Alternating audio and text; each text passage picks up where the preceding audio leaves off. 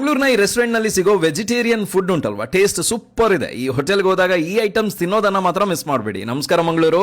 Stuffed mushroom, ಇದು mushroom ಒಳಗೆ stuffing ಇರ್ತದೆ, ತುಂಬಾನೇ ಟೇಸ್ಟಿ ಇದೆ. ಇದು ಪನ್ನೀರ್ ಚಿಲ್ಲಿ ಶಾಸ್ಲಿಕ್, ಕ್ವಾಂಟಿಟಿ ತುಂಬಾನೇ ಇದೆ. ಪನ್ನೀರ್ ಸಾಫ್ಟ್ ಆಗಿ ಡಿಲಿಷಿಯಸ್ ಆಗಿತ್ತು. ಇನ್ನು ಕಾಶ್ಮೀರಿ ದಮ್ಮಾಲು ಇದೆ ಅಲ್ವಾ, ತುಂಬಾನೇ ಖುಷಿ ಆಯಿತು ತಿಂದು. ಯಾಕಂತ ಹೇಳಿದ್ರೆ ಒಂಥರ ಡಿಫ್ರೆಂಟ್ ಆಗಿತ್ತು ಈ ಡಿಶ್. ಮಸ್ಟ್ ಟ್ರೈ ನೀವು ಇಲ್ಲಿಗೆ ಹೋದ್ರೆ. ಮೇನ್ ಕೋರ್ಸ್ ನಲ್ಲಿ ಗಾರ್ಲಿಕ್ ನಾನ್ ಜೊತೆ ವೆಜ್ ಮಿಲೋನಿ ಹ್ಯಾಂಡಿ ತಿಂದ್ವಿ.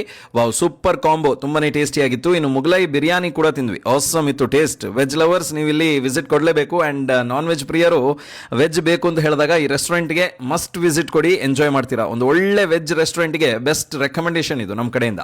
ಶ್ರೀ ವಿಷ್ಣು ವೈಭವ pure veg multi cuisine restaurant ಇರೋದು MG ರೋಡ್ ಇಂದ ಬಂದಾಗ ಲಾಲ್ಬಾಗ್ ಮಂಗಳೂರು ಸಿಟಿ ಕಾರ್ಪೊರೇಷನ್ ಇದೆ ಅಲ್ವಾ, ಅದ್ರ ಪಕ್ಕದಲ್ಲೇ ಇದೆ. ಪಾರ್ಕಿಂಗಿಗೆ ಬೇಕಾದಷ್ಟು ಜಾಗ ಇದೆ. Ambience is great.